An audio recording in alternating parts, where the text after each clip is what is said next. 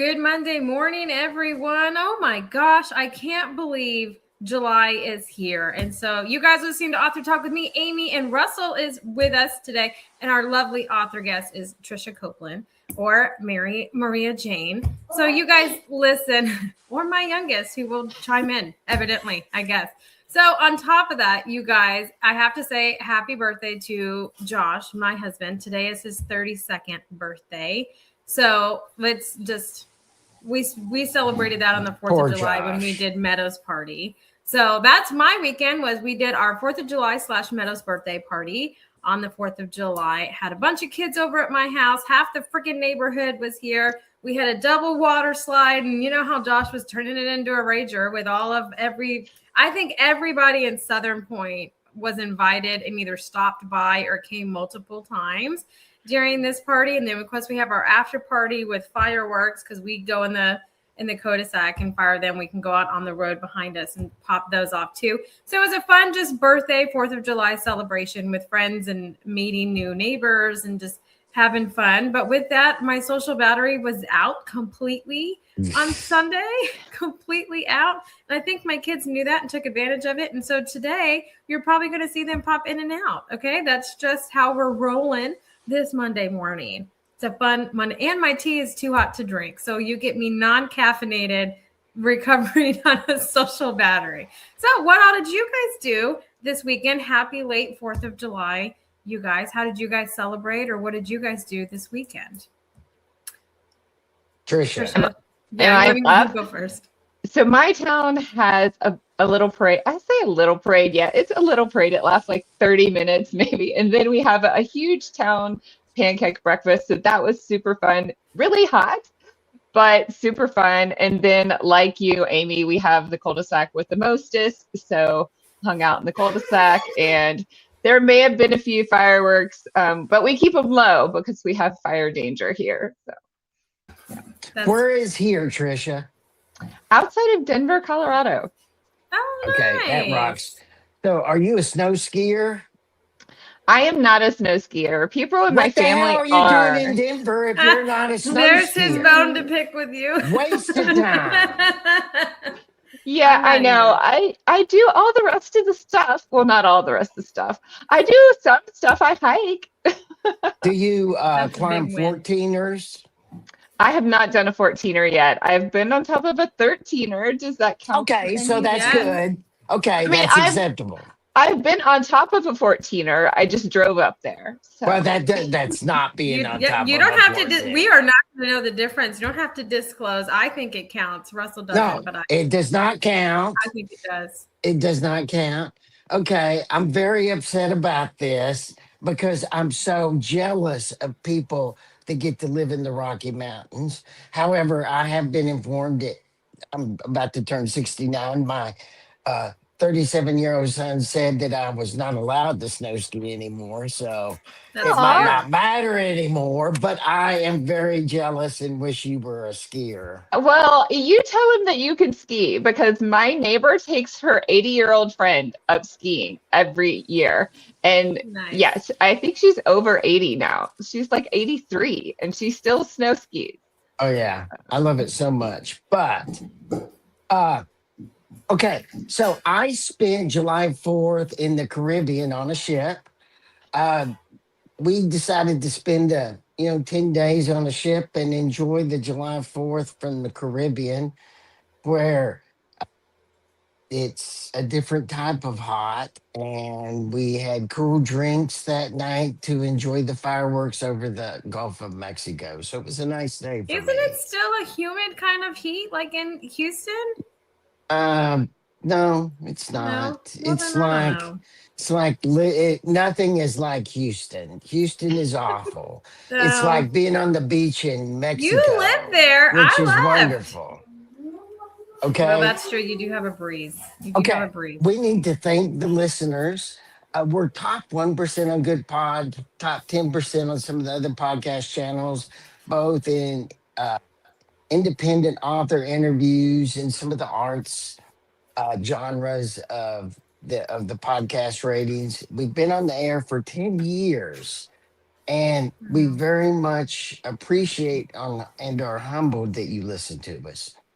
Tricia, most people don't listen to us on Monday when we do this show. They listen to us during the week on the podcast channel when they're driving home and working out, etc. That's why we're 45 minutes, the average drive home or workout.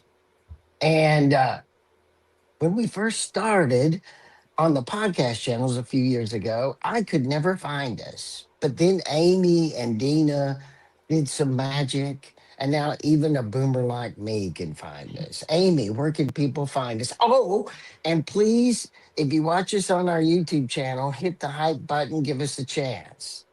Amy. He has a new catchphrase, you guys. But you can find us anywhere that you can look for a podcast. So my go-to is Amazon Music or Spotify. If you're an iTunes or an Apple user, iTunes, Google Play. If you're an Android user like me. If you want to come over and watch us and have the most fun laughing with and at us on how we started to how we are today, go over to our YouTube channel, our Facebook Because we group. were terrible. It was so great. We I were love so them. bad, Tricia. They were so It was fantastic. so bad. You should go and check Amy them was out. like this little wallflower we had to physically force onto the air, Tricia. Well, that's She's not like, true. oh, I'm I had to afraid. hold- I'm afraid. No, I had to hold the camera, and then No, that was your turn it excuse around. after a while. No, I would turn it around and chime in. Russell likes to pick I'm on me. You afraid. guys, I am bullied. No, not really. I am not. But okay, so I left something out of my weekend that I've totally forgot, and it was traumatic, and that's probably why, because I blocked it out of my brain. But I'm going to add it really quick before. So when we were getting the backyard ready for this party, for this like massive freaking double water slide that I had all weekend, okay, Josh has been obsessed with his yard and just he wants a golf course yard. Josh or Amy? No, Josh. He wants a golf course yard, like that, grass, everything. Oh, yeah, yeah, I get that. He's been working really hard towards it. So he was out there doing it, and then I hear, it's probably not nice because it's his birthday, but I hear this giant like scream / gasp, like one of those, and I come flying out. There is this big, I swear it was as half the length of my island. If you've been to my house, I have a pretty big island. It was half the length of my island, this black snake. And he does not do snakes. He can't handle snakes. He doesn't do them. I don't either. Which snake was it? Was it a good snake? If it's a black snake, it was a good snake, right? It was a big Texas rat snake. But this that's thing, the best. You okay, want those Russell, snakes. That's great. Okay, fantastic. Tricia, do you know what we're talking about? I The do. rat We have snake actually eats all other snakes and rodents. They're the best snake. They're like having a good dog around. They're that's fantastic when they're not massive and I'm about to have a ton of people in my yard. Okay. Massive is good. No, it's not. It's not in this household. Okay. Okay, so anyways, viewers, if you disagree with Amy and think that she should not be mad about a rat snake, you let her know. Listen, I didn't kill the snake. Okay. Good. I didn't, because it went in my backyard. So then I took running around the backyard because I needed to know what he gasped at, because I just saw this little tail through my fence, right? So when I go hauling it to the backyard, and guys, me running, I'm not athletic, okay? So I go running to see it, and then Josh saying is something. so Josh is like heading towards it, right? Kind of like darts a little bit towards the snake, which changes its directions. So then it's like trying to climb my fence, and then it realizes it can't climb my fence, and so then it goes under into my neighbor's. But it was massive. I'm not a snake person or a black widow person. Anything else, fair game. But this I could. You started something, Amy. She's going to sing about the Black Widow now. I know. You guys are going to hear singing. Anyways, I couldn't do it, but we didn't kill the snake, okay? Good. It was just a massive freaking snake, which set the tone for the weekend. And, I'm already stressed about that whole freaking weekend and making sure everything was going right. How about those stupid lights that you love in your backyard? Did they work? Trisha, he's so Tricia, she had this They're whole thing about a whole beautiful. week about these stupid lights that she set up. They're not stupid. They're the patio lights, like the Edison bulbs. And so we have them all throughout our yard. We have like 100 feet of them. They go from our house through our trampoline, like around it, and then through our kids' playground. So like in the winter when it gets dark light, like when it gets dark earlier, and then we can just turn them on and they can still play outside, kind of thing. And Russell just thoroughly hates that I have done this, and I don't know why. My house has become we have one big party a year, which is Meadow's birthday party.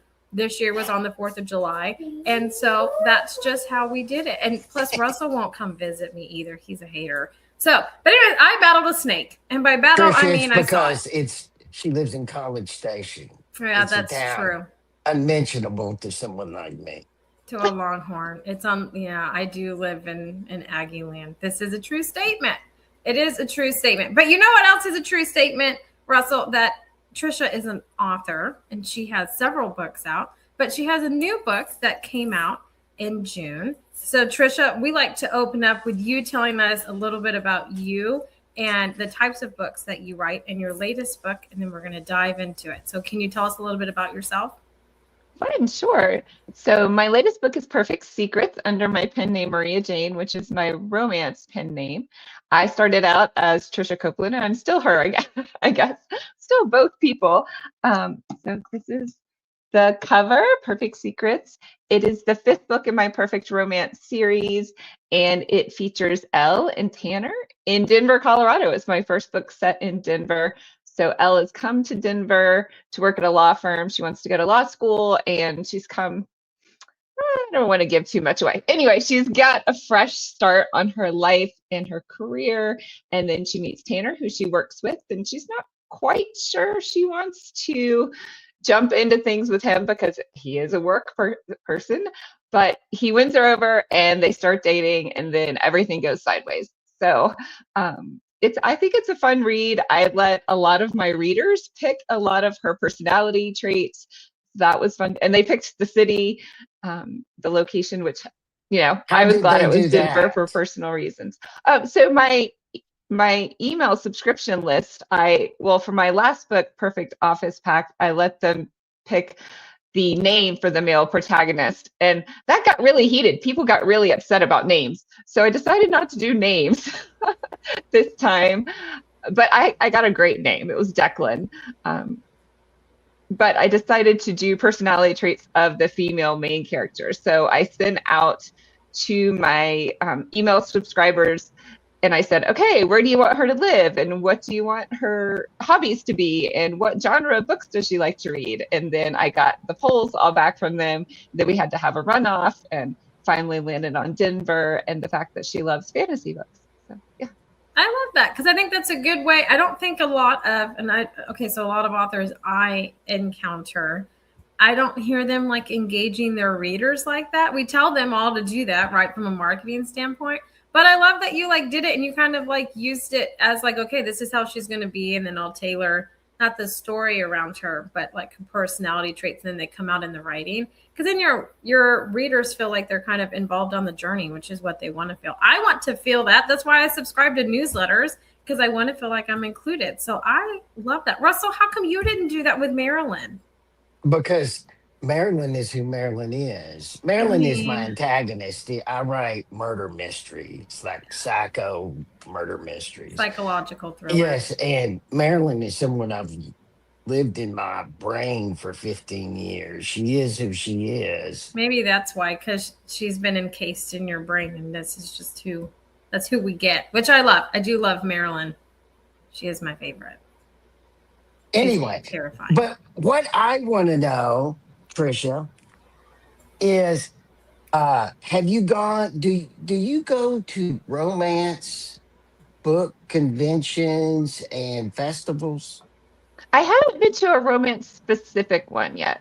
I've been to general book conventions.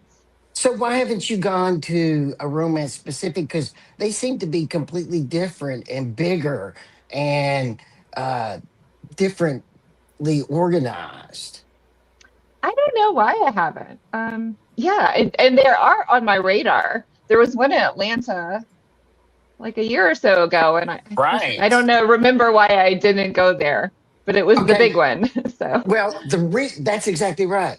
I actually lived in Atlanta the last 3 years. I have known nothing about romance until about a year and a half ago. Part of the show had changed, and we started talking about romance because I was looking for American festivals because there's this thing going on in India now with young people having these giant festivals, and authors and books are a part of these festivals. These are giant ones. And the the young people in India, or at least of a certain economic class, are reading again. It's like a big deal. And uh, authors are like rock stars in these festivals, and they're like, uh, they have bands and drinking and eating and authors and talking about books, all of one thing. And so I was like, why isn't that happening in America? And I started looking for it. And then I came across one of the romance festivals, but I didn't actually realize it was a romance festival, author festival, and there was a tattoo artist there. And so we're talking on the show, and I'm like, why is there a tattoo artist? That's And began Amy his started fixation. laughing at me. I Amy did. was laughing at me. Well, you want to get tattoos with your friends, right? Well, so this is what has started Russell down this like year commitment of Year and a half discovering, now. yeah, discovering and diving deeper into romance. So when he found out that you wrote romance, he was super excited because he wanted to ask you these questions. I read dark romance as a palate cleanser for all of my clients' books. It's just the one genre, I guess, that's mine that I don't have clients in. And so he had mentioned, he was like, did you know that there's tattoo artists and that people get book tattoos? And I was like, yes, like I've known this forever. Like, And what I was was it? stunned. Did you know that, Tricia? Yeah, me and my best friend are getting a book tattoo like in a week. Whoa! Yay! This, Oh I can't my believe God. it What are because, you getting? I love this. Yeah, so we're yeah, getting tell a us. like an open book like this, and then like little magic sprinkles coming out and joined hearts above it. So Oh, I love that. From Even what? better. From what book? Is that from a specific book? no, it's not from a specific book, but I mean, we became friends, and then it turned out she was an indie author, and she became my editor, and but we're still best friends. So we've known each other for 20 years, and so we're like, okay, it's our 20-year friend anniversary, and we're gonna get this tattoo together. I Is she a love good it. editor, Tricia? She's a great editor, yes. Tia Okay, the reason I Silverthorn asked that, Bach. how do you maintain a friendship with a good editor? Because I hate mine. The better the editor, the more I hate them. Yes. Well, I have to say, she's not my editor now. She was my first editor for like my first Okay. 15 books. And then I switched over to Joe Michaels, who edited Perfect Secrets and the last couple, yeah, all of my Realm Chronicles series, as well as my last few romances. And Joe and Tia worked together in Indie Books Gone Wild, but it was a little hard when your friend is criticizing, not criticizing, but giving constructive feedback about your writing. And some part of me would be a little mad, like, oh, that was mean. And I'm like, okay, it's not mean. She's not trying to be mean to me. She's just giving me her, her Grammarly opinion. I So love yeah. that. I love your book thing. It just shows that you guys have like a love for books together and like you guys have been friends for so long. I love that. Some of the ones at this convention are the ones that I know of that I've talked with Josh about getting that he has no idea where these things come from. One of the most Poor popular Josh. I ones, always say, poor he Josh. does. One of the most popular ones is Run Little Mouse. And then it's I Vow, You Vow, We Vow from the Lord series, which if you haven't read those, I only read one of them, The Sacrifice, and it was brilliant. It is a good, but it is a dark romance. So if you're down for that, that's the book that I read, and it is fantastic.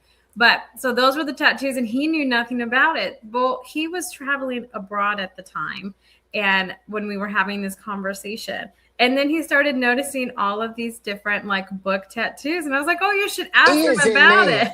I was actually in Rome, It was and great. I was sitting having champagne because, well, when we were having champagne for lunch every day as a way to start our day. It's a wonderful way to start your day when you're traveling. And I started noticing the young women that were walking by, not that many clothes, and and some of them had book quotes as tattoos. And I started from the table in Rome texting You did. Amy, there's one, there's two. Oh my Yeah. gosh, there. it was a thing. I told him to go and ask him about it, and he said no, that would be creepy. And then I took him to the fountain Don't that you it would agree, be. Tricia? That would be creepy, Then, right? It would be a little creepy, yeah. right? Yeah.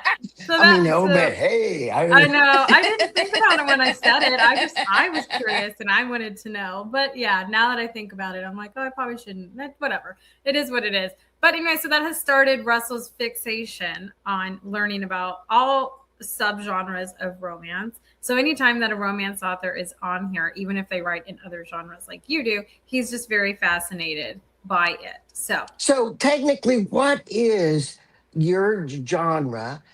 Why have you done that? Have you done other genres? And why haven't you done the dark genre? Because 80, from what I read, 80% of romance novels being sold on Amazon now are the dark or similar genres. So explain that, Tricia.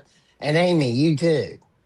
Yeah, I don't write dark. I'm more of a Pollyanna type person, for lack of a better term. So my books are pretty light. They're contemporary romance, officially new adult, I guess, but closed door romance, stage black. So that means you get some sexy scenes, but not explicit sex. yeah. And I like that age group because I think there's lots of possibility and you're just coming out into the world and finding your path. And so I think it's a really fun age group to write about, that 20 to 30 range. So I think that's just where I've landed. Each book has a little bit different flavors. There's like, I have some small town romances, some friends to lovers. I have a workplace romance. This one has several tropes in it. It's got forced proximity, where it's again a workplace romance, but that's not the main focus, I guess. But it is interesting. My books have been taking on like a little bit deeper subjects. Like, it's called Perfect Secrets for a reason. These people have lots of secrets, and even if it's first person, they're not going to tell you, right? The character may not tell you everything in the beginning. So there is a lot that comes out in this book. So a little twisted there, but not weird twisted, I guess. So which genre did you start writing in first? Because you write in multiple genres, right? Don't you have like a fantasy series, or like is it a romantasy or a fantasy series? They're fantasy series. They do have some romance in them. Every one of my books has some romance subplot. Right. I think that's just life, even if you're a fairy or a vampire or a witch. Right. So I do like to add those in.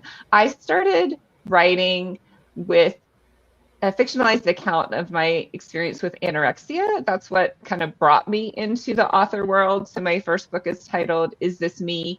And I developed anorexia in college. So it's kind of a college coming of age series. It's a 4-book series. So it follows Amanda, my fictionalized character, through her freshman year to her senior year of college. And that kind of catapulted me into that indie author world, and I quickly jumped into YA fantasy from there. Nice. So, okay, so here, Russell, it always irritates Russell when I ask this question, but I want to know, what was the book that you read that made you fall in love with the fantasy genre? Originally, when I was a kid, it was probably Dorothy and the Wizard in Oz, and then The Crystal Cave with Mary Stuart, and then from there, Lord of the Rings.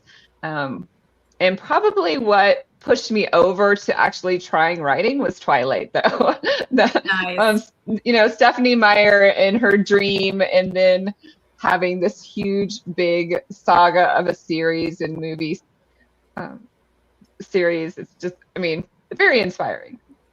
Yeah, I like the books better than the movies. I do. I sat up reading the books during all night, didn't want to put them down. And then when the movies came out, I was younger, so of course you love them and you pick your sides, right? But now as I'm older and I watch them, and I'm like, oh man, we should just read the book. The book is better in my opinion, but she is a very fantastic writer. So that makes a lot of sense. That would pivot you over into writing romance or fantasy. So then what was the pivot into you also writing in romance?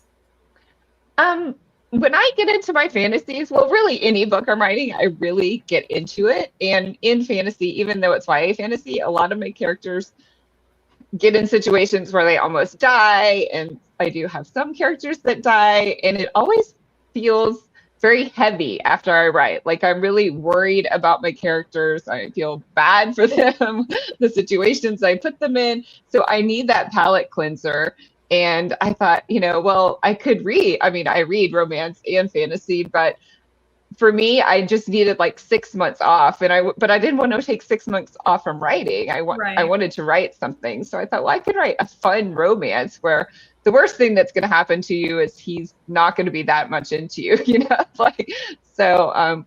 But it's interesting. The further along I've gotten this in the series, I have tackled a little bit harder subject matter for my characters, but nobody's about to die, so that's good. That's a bonus. That's a bonus. Yeah. I like to read those types of books, like a contemporary or like a YA contemporary, like in between when it's a dark, like it's weird to say that a dark book is my palate cleanser from my clients' books. It's just the one genre I don't get to read from my clients, which is why it's a palate cleanser. But in between those, or like halfway during some of those, I have to go read books like The Perfect Secret. That's just like a happy ending and like there's secrets, yes, but like, something kind of like that. That's not as dark and dreary, I guess, as a dark romance. So I love those. And I find in Russell's 80%, right, which is 80% of readers are reading romance, either dark romance or some kind of genre of romance.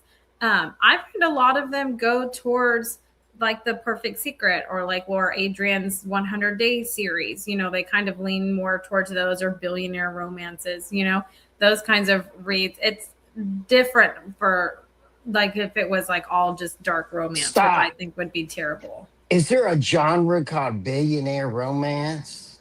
Is that a genre? Yeah. See, And then there's mafias. You always come up with these genres that I've never heard of before. Oh, What is the Russell. billionaire genre? The guy is a billionaire. And that's kind of what it is. Like he's like a CEO of a company, or he owns And that's a something. whole genre. And he has a lot of money. And it can be I'm so stupid. It can be dark, or it can be like sweet, and it can be fade to black, and it can be full explicit. Like all kinds of, we have to branch Russell out. We have to branch you out. Like you need to look up Laura Adrian, the 100 Day series, or the Perfect series by Maria Jane, because those are both great. I've read them. They're okay. Both it's okay. It's okay, Russell, because my husband just found out about hockey romance. So. Oh my gosh, yes, and that's that? huge right I now. Never heard hockey. Hockey. But then I have to ask you, what is hockey romance? Hockey players, like they fall in love with the hockey player in the game of hockey, and those are massive. Okay, right now. That's got to be the ugliest romance that there is. Those are so popular. I actually used to have cigars many times when I lived in Atlanta. Atlanta's like one of the main places famous hockey players retire. That sounds strange, but it turns out that's because some of the main networks that do hockey games are stationed in Atlanta. And if you want a job making money on those networks, you have to live in Atlanta. So I wound up having cigars with these guys. And these are not, the hockey players are not anybody that you'd have to be so creative to write a novel about a hockey player being romantic. These guys are It's not always romantic. Like a romantic. It's not always like a romantic one. I mean, it's kind of like a I don't know. I mean, it's a weird comparison, but it's kind of like a werewolf one, right? Like you have like the alpha, and then they're like connected. Would be. Yeah, and they're like, like they're just players connected. Are kind of werewolves. That's actually kind of true. Well, I mean, okay, but you know how like they just have like they find their person, and you have like an alpha, you have like this whole hierarchy kind of thing. But it's similar to that. But a lot of the younger people are reading those. Like those are huge right now on TikTok. But the werewolves or the hockey players? Both. Yeah, because they're both like the same person. Yeah, I agree with that. He has a lot to learn, Tricia. But I want to know how did the concept of your perfect series come about? Did you know that it was always going to be a series, or did it start off as one book and then it's evolved into what it is today? Yeah, it started off as one book. I wanted to write romance, but I didn't want to write just any traditional romance. I don't know. I was having a weird time thinking about what my romance book was going to be when I was jumping off of fantasy. And I came up with this idea for the first book that is entitled Perfect, that I would have or show different parts of someone's life and different love stories based on the choices they made. So Chloe is the main character. She starts out in college, and the first part is literally 2 pages long. Like, her high school sweetheart shows up at her college apartment and asks her to marry him, and she says yes, and they live happily ever after, right? Is the premise.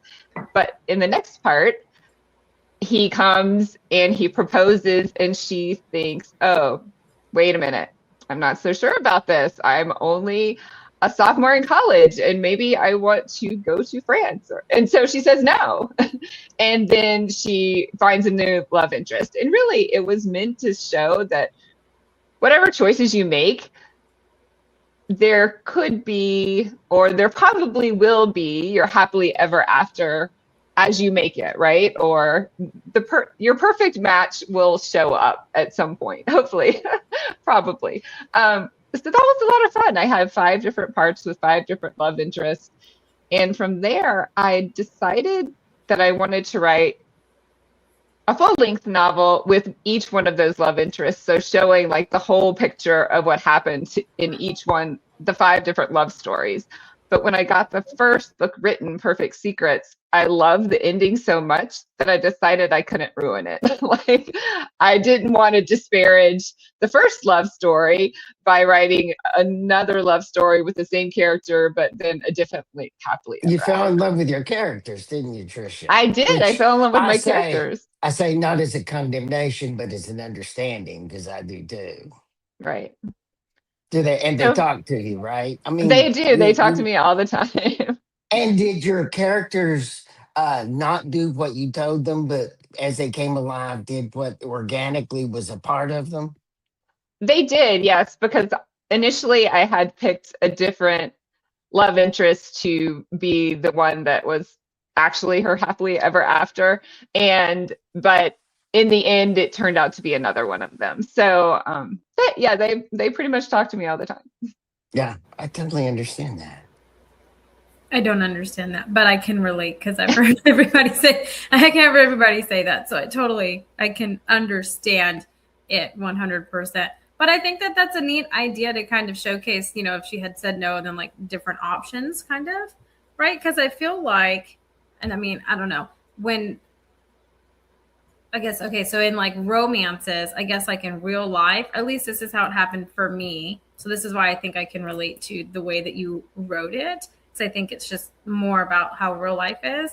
I think it's like when I met my husband, things just felt different, right? You're just like figure that was like your person. And then before it was, you're just figuring things out. And you're like, oh, this doesn't, I'm going to move on. I'm going to do something different kind of thing. So I think it sounds more like actually how things are or could be, which we don't find a whole lot, because in romance, at least the ones that I read, it's all kind of like, oh, he's got a lot of money and he's going to fly me everywhere and this is fantastic, or he's like a mafia guy, and so you're still, no, there's always like those big kind of factors, but there's not those kind of like, at least in the ones that I mean, like the cute meets, or like the possibilities of like what could be or what could have happened, or how things could be with this person versus this person kind of thing. So I think it's a creative way of doing it. And I love that it was started off as one and now it's evolved into what it's evolved into. So is it going to continue, or are you going to start another romance series? Kind of what's the future of the series? I think this series can continue indefinitely. So Perfect and Perfect always star Chloe as the main character, but then I jumped into her friend group, which I had created in the first book. So the first book, she starts out in college and she has this friend group. Bree is one of the friends, Mira, Danny. Those are the ones I've written about so far. Well, Danny's book is coming next. So the third book, As Close to Perfect, is Bree's story. The fourth book is Mira's story, and that one's entitled Perfect Office Pact. and Perfect Secrets came out with Elle, and then the next one will be Danny's story. So it's this group of friends from University of Kentucky, and mostly the first 4 books were set in Kentucky, and this one, the Perfect Series that came out, is set in Denver. But so just to show different friends in the group, that way they can be read as standalones, but then you might have little cameos of seeing the characters and how their lives progress. Can I ask you a question, Tricia? Sure. This is more of a writing question. When you put your book in a particular town, do you make up areas or do you use the names of actual areas? How do you do that? Do you describe areas as they really are, or do you just create them? Which one? I describe areas as they really are. I haven't ever been to Lexington, Kentucky, but and it's funny, I just assumed that there was a river that went through all the towns, and then I looked it up and I'm like, oh, there's not a river there. I don't know why that's the thing for me. I think a river goes through every town, but anyway, so I try to make it as realistic as possible. I don't like name specific names of restaurants and things like that, just because I mean restaurants change and they come and go. But I like to make it as true to real life as possible. That makes sense. I could see that. I feel like a river should go through every town too. I feel like then, at least here in Texas, they would be a lot cooler, for sure, because it wouldn't be as hot. Like I guess I do. There's not very many rivers. We'd run out of places to put towns if we had to have a river through every town. There's just not that many rivers. I know. But I mean, we used to float them when I was in high school because they were cold, like the Frio and the Guadalupe and the Comal, because they were cold. So we would just go float them in the summer to cool off. So there should be. But Tricia, I'm in the same boat as you. I've never left Texas. So like when we went to Arizona, the first thing that I asked my husband was, do they have sweet tea here? Like, I feel like everybody should have sweet tea, right? Like, and it's a stupid question. It's a stupid question.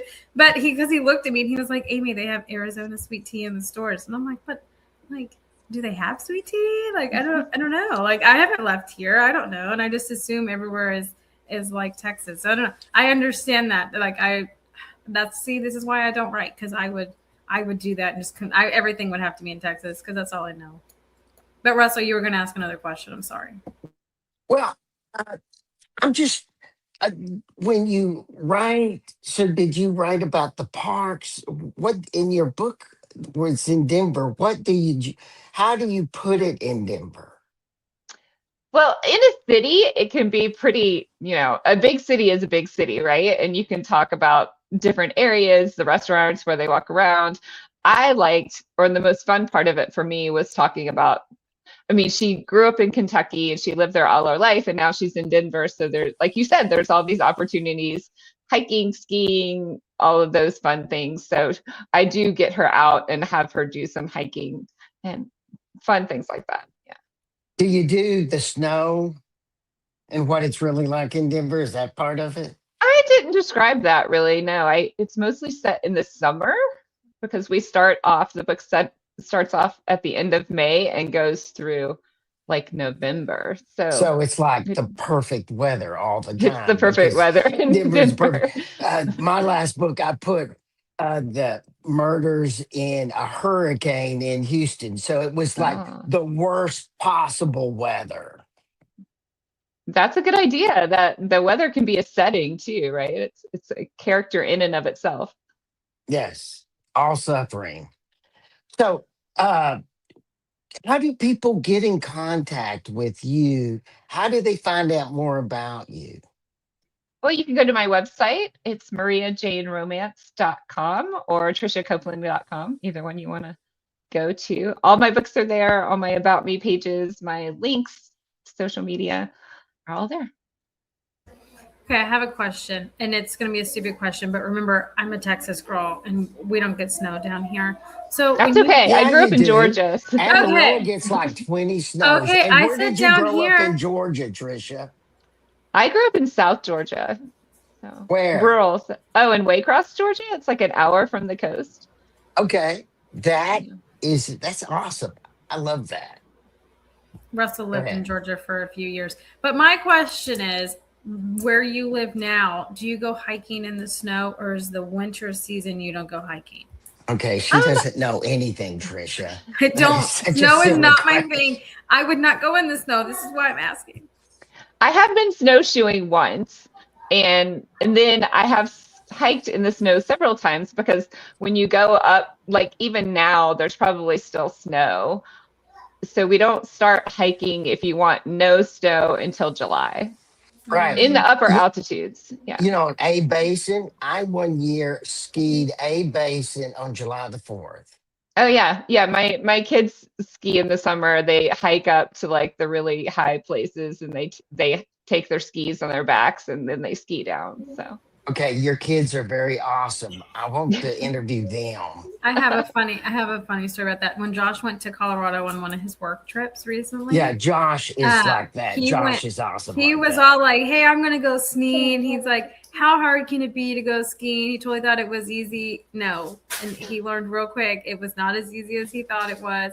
Now, did he enjoy it? Yes. And then he was like, "Oh, okay, I'm gonna try snowboarding. I got snowboard. I could do it." And like, if two skis didn't work, I don't know if one big one's gonna work. But it was the same thing. He was overconfident, went into it. But I mean, he did enjoy it, but he did say it was very hard. And again, I've never left Texas unless I left 2 weeks ago when I went to Sedona, and that was about it. And it was an act of God to get me on the airplane because I'm not a good flyer. So this was why I told you Russell isn't going to like my snow question, but I haven't left Texas. Texas is so big, it's enough for me. It's enough for me, for sure. But okay, so what is next for you? What can we see next from you in both romance and fantasy? right, I am working on the next romance in the Perfect Romance series. So as I mentioned, it features the character Danny, and it takes us back to Lexington when they're younger, so just out of college. So that's kind of fun to play around with those time frames. And I guess it is kind of following the same time frame as Perfect Secrets, but that's okay. But we are going to see more of their college days in this book. We're going to get a little bit of a rewind on some of that. And my next fantasy, I think, is going to be set. It's going to be in the Realm Chronicles world, but a takeoff from that. I have a Nyx character, which is a fish shifter character, and she does a little bit of a cameo in the finale to the Realm Chronicles series. And I've done a short story with her. Her name is Brynja, and I'm working on a full-length novel for her. Nice. See, Russell, I didn't even know that there was a fish shifter. I'm new to the shifting world of all of those. Like I do, like there's werewolves and then there's the vampires and those, but that's probably as far. I had no idea that there was fish shifters. I am very intrigued, and I like that. Russell, you need to dive into that. You need to get in that. Okay, Trisha, I've read all 32 books of the Dune series. And Amy, you should start there. I've already, I have a PhD in that. In Dune? Yes. See, I don't know. I watched the movies and it was not my thing. Because the movies are terrible. Yeah, it's like some of F. Scott Fitzgerald's books. Some books just can't be made into a movie. The Dune series can't be made into a movie. F. Scott Fitzgerald can't be made into a movie. None of his books. It's just fact. Well, Tricia, we like to end on what are you currently reading these days outside of your own work? I'm reading all the romances, and I have Betty White's book on my audio playlist right now too. So looking forward to that. The Wedding People is probably my most recent read that I was really impressed with. Nice. If you haven't read that, I highly recommend it. I will have to check it out. Russell, what are you reading? Are you still on, what was it, the Roman? Are you still reading that? No, I'm reading a non-fictional book about SpaceX. Oh, nice. I'm actually nonfiction too, which is new for me because nonfiction is like the number one thing, I don't know, for me that puts me to sleep. But I'm reading, I don't know if you guys follow Misha Brown. on TikTok and stuff. But his book, Be Your Own Bestie, I'm listening to his audiobook because he's just entertaining. So I'm listening to that. So that's my dive into nonfiction, is to be my own bestie, which I already am. But it's a good book. But Tricia, one more time before we close out, tell people how they can get in touch with you or they can go and check out your books. The easiest way is mariajaneromance.com, but my books are also on Amazon as well as in paperback on Barnes & Noble or any of your local bookstores. Fantastic. You guys go and check them out. I have read the Perfect series and I adore it. It is a good palate cleanser for me and for the dark romance girlies. So you guys should go and check them out. But Tricia, I want to thank you so much for coming and hanging out with us, chatting with us, letting Russell interview you and diving further into romance for him and answering his questions. And I'm excited you'll have to post photos of your book tattoo. I would love to see it and to show Russell. But thanks for taking time out of your day to hang out with us. Well, thank you so much for having me. I didn't feel like, Russell, you interrogated me that much. I got off pretty easy. You Well, did. I mean, we're talking about romance and dark romance. I just have questions, right? Because I don't know. He is a curious mind, you guys, a curious mind. Well, you guys, we hope that you all have a fantastic first week of July and a great rest of your Monday. And until next Monday, bye for now, everybody.